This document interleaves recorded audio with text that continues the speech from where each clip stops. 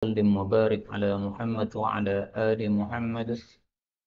اللهم انفعنا بما علمتنا وعلمنا ما ينفعنا وزدنا علما وبارك لنا في علمنا وارزقنا الإخلاص في القول والعمل كاملا وعلما نافعا لا ينسى وتوفيقا دائما وصحة ويقينا وعافية. آمين يا رب العالمين. Alhamdulillah kaum muslimin rahimani wa rahimakumullah. Kita lanjutkan pengajian kitab hadis Mukhtasarun Jiddan li Sunan Abi Dawud, ringkasan dari kitab Sunan Abu Dawud.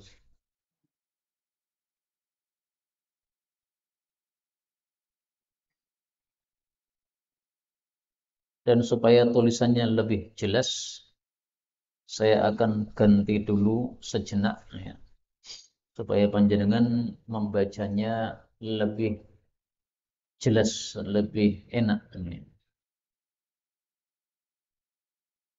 Pada pertemuan yang lalu sudah kita bahas beberapa fikih ibadah.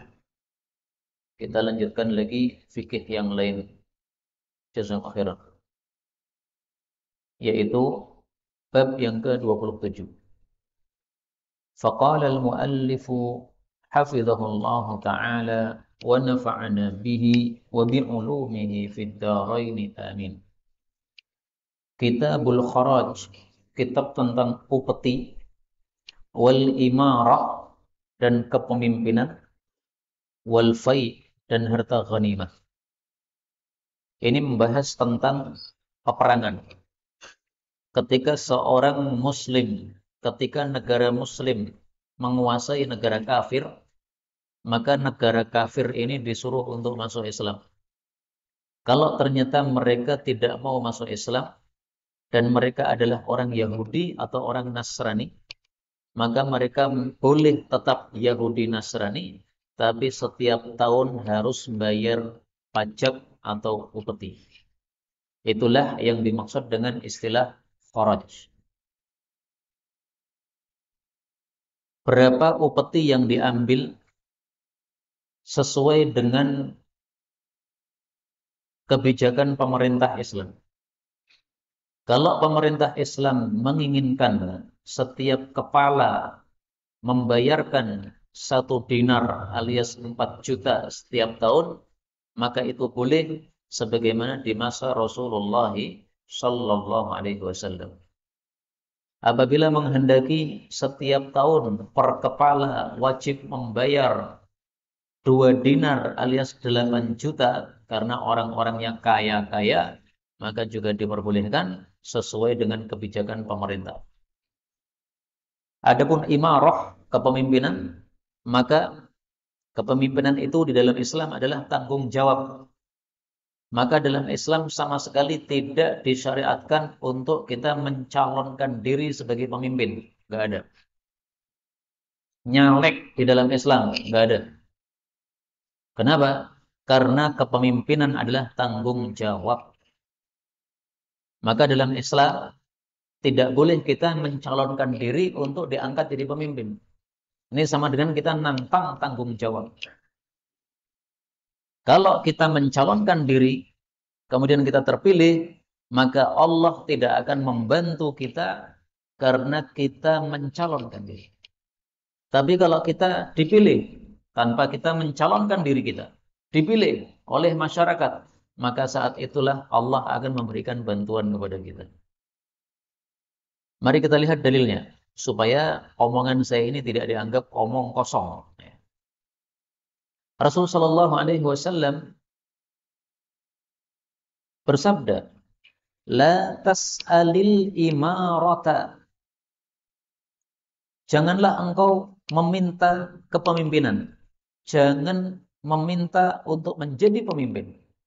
Fa innaka in u'titaha an mas'alah. Karena kalau kamu dijadikan pemimpin karena kamu meminta, wukilta ilaiha. Engkau dipasrahkan oleh Allah kepadanya, alias Allah tidak memberikan bantuan. Wa in utitaha an ghairi mas'alah. Tapi kalau kamu diberi kepemimpinan tanpa kamu meminta, orang-orang yang mencalonkan kamu, Pak, kamu jadi pemimpin aja, Pak. Pak, kamu diangkat aja, Pak. Nah, dia yang dipilih. Maka u'inta 'alaiha, engkau akan ditolong oleh Allah Subhanahu wa taala untuk menyelesaikan kepemimpinan itu. Hadis muttafaqun alaih. Dan ini terbukti Umar bin Abdul Aziz itu seorang khalifah yang tidak pernah sama sekali mencalonkan diri. Bahkan ketika khalifah akan wafat, dia itu sengaja menjauh supaya tidak ditunjuk sebagai khalifah berikutnya. Tetapi penasihat khalifah waktu itu memang sangat cerdas. Dia seorang ulama. Dia tahu bahwasanya yang paling berhak menjadi khalifah setelah khalifah sebelumnya wafat, ini adalah Umar bin Abdul Aziz. Sehingga dalam wasiat ditulis nama Umar bin Abdul Aziz sebagai khalifah pengganti setelah khalifah sebelumnya wafat. Akhirnya beliau diangkat jadi khalifah. Nah, maka Umar bin Abdul Aziz ditolong oleh Allah.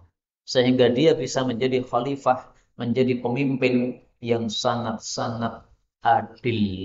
Saking adilnya Khalifah Umar bin Abdul Aziz, sampai waktu itu tidak ada ular yang menggigit anak kecil kalau ketemu di jalan. Karena semuanya mendapatkan berkah kehidupan dari sebab keadilan. Allah turunkan berkah dari langit dan dari bumi ketika pemimpin itu adil. Maka ular ini sudah kenyang, kalajengking ini sudah kenyang, tawon itu sudah kenyang semuanya. Sehingga kalau ada anak kecil ketemu ular untuk mainan, Pak. Gak ada ular yang menggigit anak kecil. Kenapa? Wes warak. Bayangkan, apakah ada pemimpin model seperti itu sekarang ini? Saya yakin tidak ada. Kenapa? Memang cara mencari jabatan atau kepemimpinan sekarang ini modelnya harus nyalonkan diri. Kalaupun ada orang yang tidak mencalonkan diri tetapi ditunjuk oleh seseorang, maka itu bisa dihitung jari jumlahnya. Tidak banyak orang seperti itu. Adapun fai ini artinya adalah ghanimah. Ghanimah itu maksudnya rampasan perang. Rampasan perang dibagi dua. Kalau terjadi pertempuran sebelumnya, maka disebut ghanimah atau disebut fai dan dibagi untuk orang-orang yang ikut dalam pertempuran tadi. Setelah diambil seperlimanya diberikan kepada Rasul Sallallahu Alaihi Wasallam. Yang kedua adalah rampasan perang tapi tidak ada pertempuran sebelumnya. Umat Islam menyerang negara kafir, kemudian orang-orang kafir sudah lari terbirit-birit sehingga tidak ada pertempuran, langsung mendapatkan rampasan. Nah, rampasan seperti itu disebut fai, tidak disebut ghanimah. Tapi kalau yang pertama tadi disebut ghanimah, juga disebut fai. Bedanya apa? Kalau yang fai yang nomor 2 ini tidak dibagi untuk prajurit karena tidak ada pertempuran. Terus bagaimana? Dimasukkan ke Baitul Mal. Kalau sudah masuk Baitul Mal, maka menjadi hak milik seluruh kaum muslimin. Termasuk panjenengan ini berhak untuk mengambil harta tadi. Panjenengan belum haji, sementara orang-orang lain sudah pada haji, maka panjenengan datang ke Baitul Mal. Pak, Baitul Mal, saya sendiri belum haji. Orang-orang sudah haji. Saya minta dana untuk haji. Dikasih dari Baitul Mal. Saya sudah dewasa, pengen nikah. Tapi maharnya 10 juta. Saya nggak punya duit kecuali 1 juta. Saya minta 9 juta untuk mahar, kemudian 10 juta lagi untuk mengadakan walimah. Kasih Pak dari Baitul Mal. Enak kalau ada Baitul Mal, kalau ada khalifah. Tapi sekarang sudah tidak ada Baitul Mal, tidak ada khalifah lagi. Mudah-mudahan Allah Subhanahu wa taala mengembalikan khilafah untuk umat Islam. Amin. Kita lanjutkan. An Abdullah bin Umar radhiyallahu anhuma anna Rasulullah sallallahu alaihi wasallam qala, ala ketahuilah kullukum, setiap kalian, ra'in, adalah pemimpin atau pengurus, ya, lebih tepatnya apa? Pengurus. Wa kullukum, dan setiap kalian, mas'ulun, ditanya, an ra'iyatihi, tentang kepengurusannya. Fal amiru, maka khalifah atau pemimpin atau presiden, alladzi 'alan nasi, yang mengurusi seluruh manusia, ra'in 'alaihim, dia itu adalah pengurus bagi mereka. Wa huwa mas'ulun anhum, dia akan ditanya tentang mereka. Jadi maksud hadis ini adalah bahwa setiap pemimpin itu adalah pengurus. Berarti kalau dia pengurus, maka dia harus bertanggung jawab terhadap kepengurusannya. Mas'ul akan ditanya. Maksudnya ditanya, apakah adil atau tidak? Apakah menunaikan kewajiban atau tidak? Jadi presiden itu kan wajib adil. Adil atau tidak? Nah, akan ditanya. Presiden itu wajib berbuat nasihat, berbuat baik, menginginkan kebaikan untuk rakyat. Kalau tidak melakukan, besok di akhirat akan ditanya oleh Allah. Kamu dulu kenapa kamu biarkan wanita-wanita muslimah rakyatmu tidak pakai jilbab? Padahal wajib. Kamu dulu kenapa rakyat-rakyatmu yang laki-laki, yang muslim, yang sehat, kamu biarkan tidak sholat ke masjid, padahal mereka mampu sholat ke masjid? Akan ditanya oleh Allah. Maka semakin banyak orang yang kita urusi, semakin besar tanggung jawab. Kalau kita tidak bertanggung jawab, maka kita besok akan disiksa oleh Allah Subhanahu wa taala. Karena itu setiap pemimpin itu besok di akhirat akan menyesal. Kenapa saya jadi pemimpin? Nyesal. Sekarang kalau di dunia nggak ada yang nyesal, Pak. Kenapa? Gajinya besar. Kalau jadi presiden, gajinya besar. Kalau ada pangkat yang tinggi, maka semakin tinggi semakin besar gajinya. Senang. Tapi kalau sudah mati, pas di kuburan, nyesel. Yang ngomong bukan saya yang ngomong, Rasul Shallallahu Alaihi Wasallam yang ngomong. Mari saya tampilkan dalilnya supaya ucapan saya tidak dianggap omong kosong. Rasulullah bersabda, "In syi'tum anba'tukum 'anil imarah." Kalau kalian mau, saya kasih tahu apa hakikatnya menjadi pemimpin. Awwaluha malamah wa thaniha nadamah wa thalithuha 'adzabun yaumal qiyamah. Pertama, dia dicela. Kalau tidak adil, pasti rakyatnya pada mencela. Presiden kok kaya ngono, ora adil. Wa thaniha nadamah. Yang kedua adalah penyesalan. Yaitu kalau sudah mati, nyesal.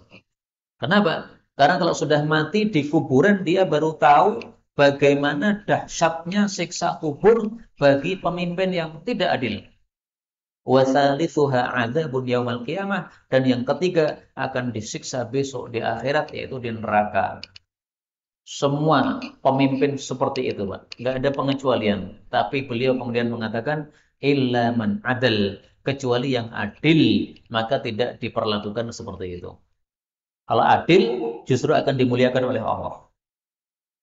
Bagaimana Allah memuliakan orang-orang yang adil ketika menjadi pemimpin? Rasulullah bersabda, innal muqsitin, sesungguhnya orang-orang yang adil indallah, di hadapan Allah, yaumal qiyamah, besok di hari kiamat, ala manabir min nur, berada di atas mimbar-mimbar yang bersinar-sinar, an yaminir rahman, di kanannya Allah Subhanahu wa taala.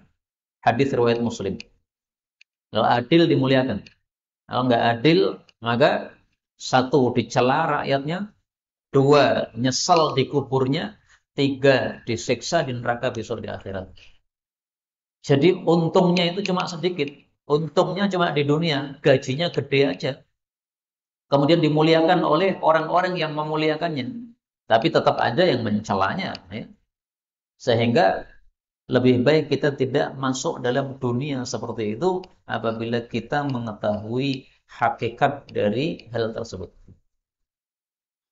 Kemudian Rasulullah mengatakan, warrajulu ra'in, dan setiap laki-laki itu adalah pengurus ala ahli baiti, untuk keluarganya, satu rumah. Wa huwa mas'ulun anhum, dan dia akan ditanya tentang sekeluarganya itu. Jadi bapak-bapak termasuk saya, ini besok disuruh tanggung jawab. Kamu punya anak, anakmu kamu didik supaya paham Islam atau tidak? Anakmu kok kamu biarkan minum minuman keras itu gimana? Anakmu kok kamu biarkan dia itu menggoncengkan anak cewek, anaknya tetangga, akhirnya hamil, itu gimana kamu? Anakmu kamu biarkan tidak sholat, padahal terdengar azan dekat masjid rumahnya, tapi enggak kamu suruh sholat, gimana kamu? Tanggung jawab, Pak. Maka kalau kita pengen supaya besok kita tidak dicela oleh Allah dan tidak disiksa di neraka, kita harus sekarang ini memperbaiki kondisi keluarga kita. Bagaimana kita memperbaiki kondisi keluarga kita? pahamkan mereka ajaran agama Islam. Wah, saya itu bukan ustadz, saya nggak bisa mengajarkan Islam kepada mereka. Tidak harus panjenengan. Panjenengan suruh mereka datang ke masjid, datang ke pengajian. Yang ngomong biar ustadznya. Panjenengan nggak usah ngomong. Nah, mereka datang ke masjid, paham, sehingga mereka tidak melakukan kemungkaran-kemungkaran, maka itu panjenengan sudah bertanggung jawab namanya. Kalau dibiarkan serapopo sak karepe anakku, wis gede kan dewe-dewe kan karepe dewe-dewe. Enggak boleh seperti itu dalam Islam. Yang ngomong bukan saya, yang ngomong Allah. Mari saya tampilkan dalilnya supaya ucapan saya tidak dianggap omong kosong. Allah Subhanahu wa taala mengatakan dalam Al-Qur'an, "Ya ayyuhalladzina amanu qu anfusakum wa ahlikum nara." Surat At-Tahrim ayat 6. Wahai orang-orang yang beriman, jagalah dirimu dan keluargamu dari api neraka. Jadi, kalau kita pengen selamat dari neraka, jangan kita sendiri yang selamat, tapi anak istri diajak selamat. Bagaimana cara mengajak anak istri selamat dari neraka? Para ulama mengatakan, adibuhum wa'allimuhum. Ajarilah mereka adab, ajarilah mereka ajaran Islam. Kalau kita punya anak cewek, ya anak cewek diberitahu, ini jilbab dipakai, karena kamu sudah dewasa. Dewasa tidak pakai jilbab, dosa. Ini kamu sudah dewasa, kamu puasa Ramadan. Ini kamu sudah dewasa, kamu sholat 5 waktu. Nah, yang wajib-wajib terutama disampaikan kepada anak-anak kita, supaya mereka paham apa itu haram, apa itu halal, apa itu wajib, apa itu sunnah, dan seterusnya. Ini bapak-bapak.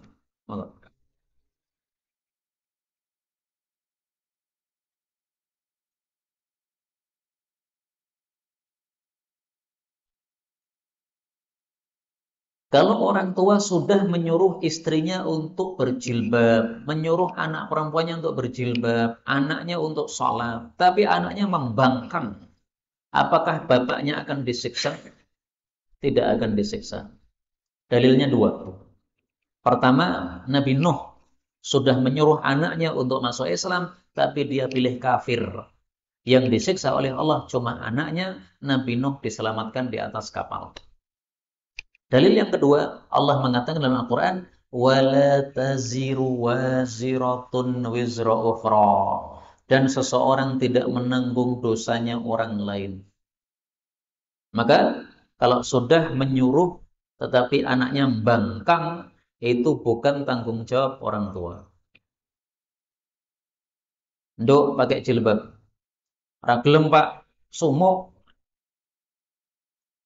Ora oleh nduk, kowe iki wis dewasa nduk. Ranggo jilbab metu ngomah dosa nduk. Ora gelem Pak, isin aku kanca-kancaku ana sing jilbaban.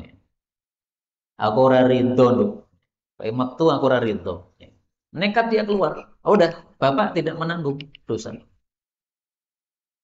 Tersebar di WA bahwasanya kalau ada anak perempuan tidak pakai jilbab keluar rumah, setiap langkah dosanya ditanggung orang tua. Ini nggak benar. Ini katanya hadis riwayat Tirmidzi, nggak benar, nggak ada itu hadis kayak begitu, nggak ada. Ngawur. Itu kalau ada hadisnya pasti dhaif. Kenapa? Bertentangan dengan ayat ini. Seseorang tidak menanggung dosanya orang lain. Tapi orang tua nanggung dosa anak kalau orang tua membiarkan. Orang tua punya anak perempuan, dibonceng oleh temannya laki-laki, pacaran. Serapo pondok, kan kowe kenal karo wong lanang. Akhirnya hamil, Pak. Nah, zina itu siapa yang nanggung dosanya? Orang tua kena. Kenapa? Orang tuanya tidak mau mas'ul, tidak mau tanggung jawab.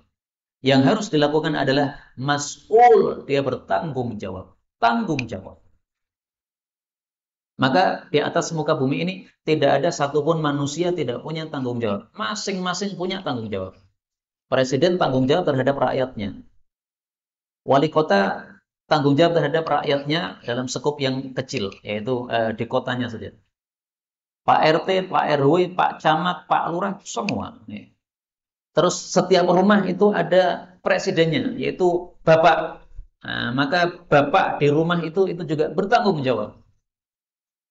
Ini sekarang bapak-bapak, bagaimana dengan ibu-ibu? Rasulullah mengatakan, wal mar'ah, dan seorang wanita, ra'iyatun, adalah pengurus ala baiti ba'liha, pada rumah suaminya, wa waladihi, dan pengurus terhadap anak-anaknya suami. Wa hiya mas'ulatun anhum, dan dia akan ditanya oleh Allah tentang mereka.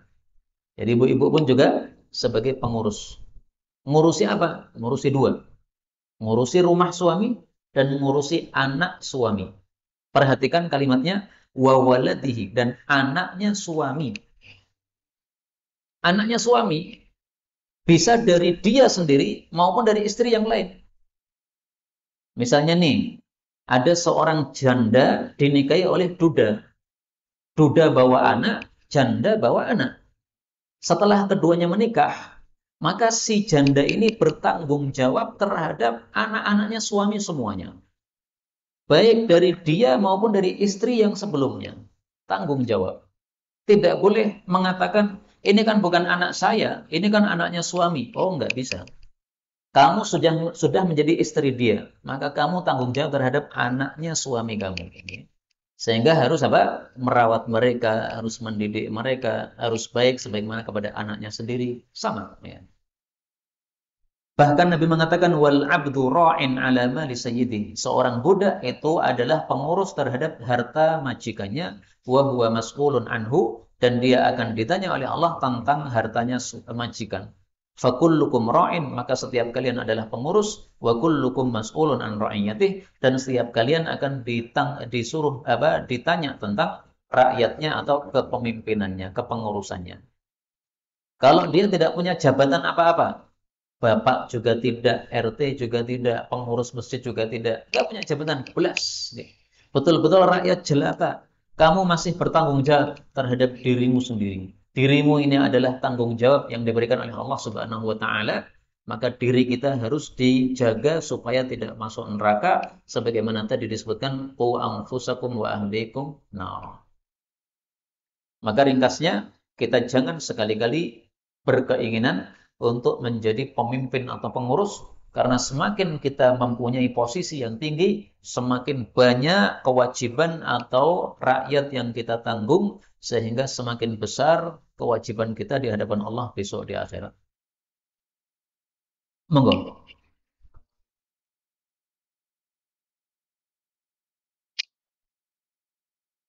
Laki-laki terhadap saudara perempuan. Bagaimana? Hmm.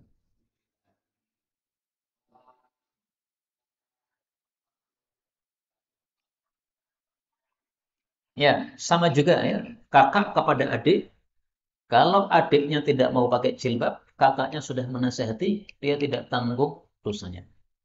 Tapi kalau kakaknya tadi ridho, rapopo, adikku ora jilbaban, malah ketok ayune cong. Nah, maka ikut dosa. Setiap mata laki-laki melihat kecantikan dia, kakaknya ikut dosa. Kenapa? Ridho dengan perbuatan adiknya. Maka harus nahi mungkar. Dalilnya apa? Dalilnya sabda Nabi. Man ra'a minkum mungkaran falyughayyirhu biyadihi. Siapapun dari kalian melihat kemungkaran, maka dia hendaklah mengubah kemungkaran tadi biyadihi, dengan tangannya. Kalau tidak mampu, ya dengan lisannya. Kalau tidak mampu juga, maka dengan hatinya, itu hatinya membenci, dan itulah selemah-lemah iman. Jadi hati harus benci, Pak. Dek, kowe iki wis dewasa, wis tak omongin metu kudu nganggo jilbab ora gelem. Atiku ora rido. Sekarepmu Mas, bapake ra apa-apa kok. Nah, itu bapaknya tidak menasehati, tetapi masnya menasehati.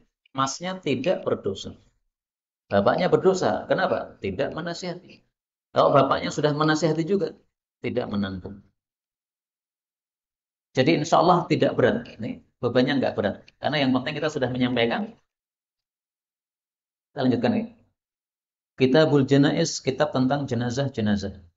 An Ibrahim bin Mahdi as-Salami an abihi an jaddihi wa kanat lahu suhbatun min Rasulillah sallallahu alaihi wasallam qala.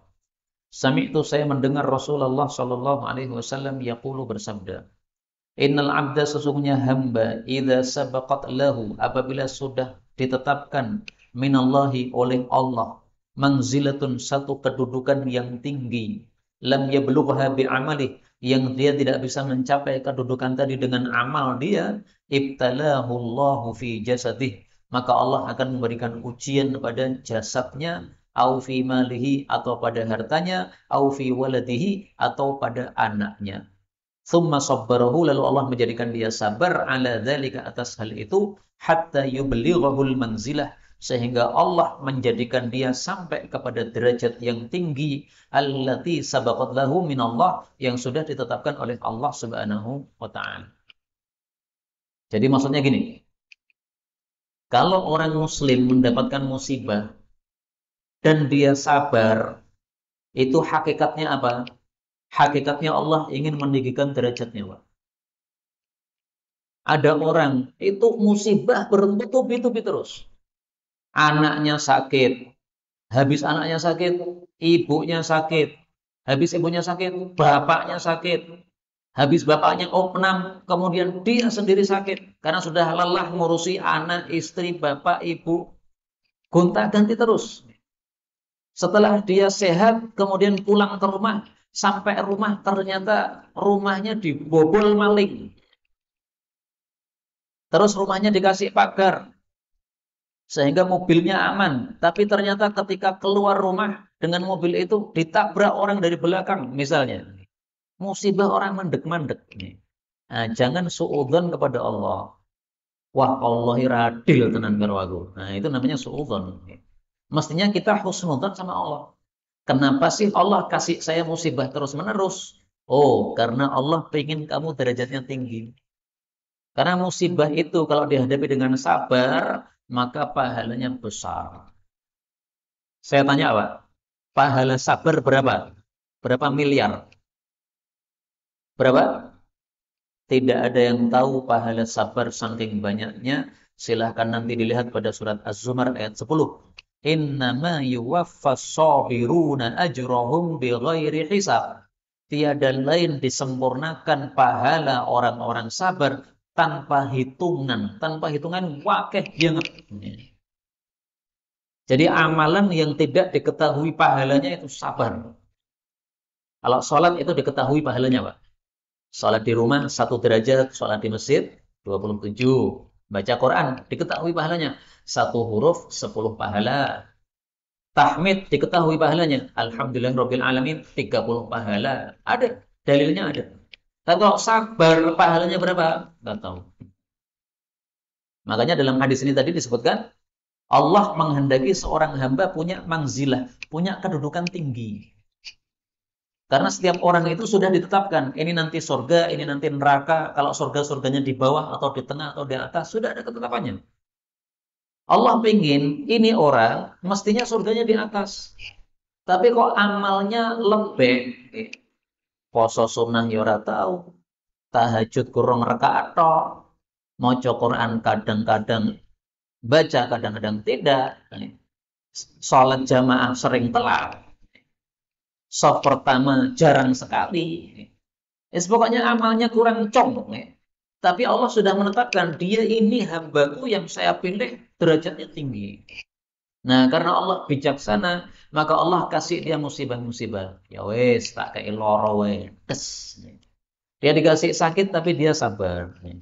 Derajatnya dul naik. Setelah derajatnya naik, amalnya lembek lagi. Setelah sehat, amalnya nggak tinggi lagi. Nah, kalau oleh Allah kasih musibah lagi. Nih, istrimu sakit. Del, sabar lagi, naik lagi derajatnya. Karena itu, sebagian wali Allah itu lebih suka musibah daripada nikmat. Duitnya dicolong, luwih seneng daripada entuk duit. Ada nggak Pak di antara kita kalau duitnya hilang lebih seneng daripada kalau dapat uang? Dikasih 1 juta sama orang, wah terima kasih, alhamdulillah. Begitu kantongnya, dompetnya jatuh, hilang, isi 1 juta, merengut sebulan. Nah itu manusia biasa kayak begitu. Tapi kalau wali-wali Allah, kantongnya, dompetnya jatuh, alhamdulillah. Malah sumringah, Pak. Ini wali-wali Allah loh, ya. Kalau seperti kita ini belum sampai derajat begitu. Kita ya normalnya manusia, punya harta senang, hilang harta susah. Tapi wali-wali Allah, mereka nggak begitu. Mari kita lihat hadis Nabi tentang musibah. Ternyata besok orang-orang yang kena musibah di dunia, itu diiringi oleh orang-orang yang tidak kena musibah. Rasulullah bersabda, la yawaddanna, sungguh betul-betul sangat ingin ahlul afiyah, orang-orang yang sehat wal afiat, yaumal qiyamah, besok di hari kiamat, anna juludahum quridat, bahwasanya kulit-kulit mereka digunting-gunting. Mimma yarawna min thawabi ahlil bala, karena mereka melihat pahala besar diberikan kepada orang-orang yang dapat musibah. Sekarang Palestina kan mengalami musibah besar, Pak. Dibomi oleh orang-orang kejam itu. Sampai yang terbunuh 10.000. Kita melihat kan merasa kasihan. Ya. Tapi sebenarnya mereka itu senang sekarang ini karena insya Allah sudah masuk surga. Nah besok ketika orang-orang yang sehat walafiat tidak pernah mengalami musibah begitu, dibangkitkan di akhirat, mereka pengen ngalami seperti yang dialami oleh orang-orang musibah tadi. Wah, mbok dek ben aku termasuk orang Palestina, alhamdulillah.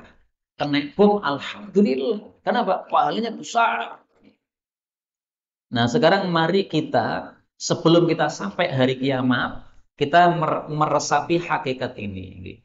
Bahwasanya musibah itu bagi orang muslim, itu tujuannya dari Allah baik. Allah punya dua tujuan.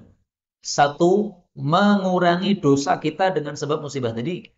Dua, meninggikan derajat kita kalau kita sabar terhadap musibah tadi. Jadi orang dikasih musibah, itu otomatis langsung dosanya dihapus.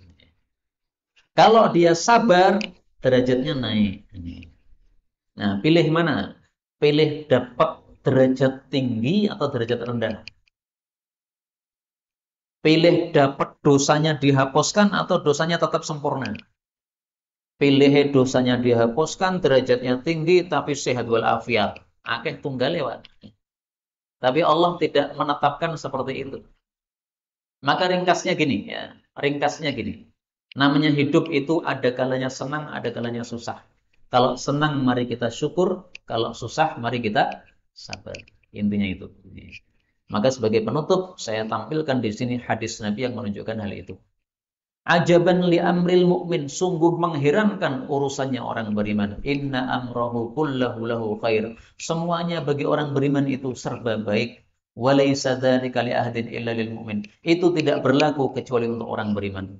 In asabathu sarra syakar. Kalau dia mendapatkan kesenangan, syukur. Wa kana khairallah, maka menjadi kebaikan.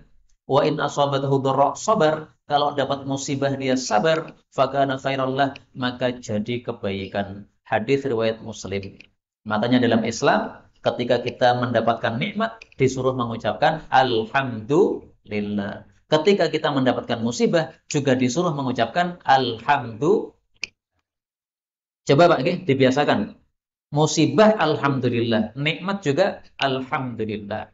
Dikasih uang, alhamdulillah. Uang hilang, alhamdulillah. Ditipu orang, alhamdulillah. Dimaling motornya, alhamdulillah. Malingnya jadi bingung, Pak. Wes tak maling malah alhamdulillah. Iya, judek kan. Akhirnya motornya balik ke sisan. Saking judek ya. Wallahu a'lam bishawab. Alhamdulillahirabbil alamin.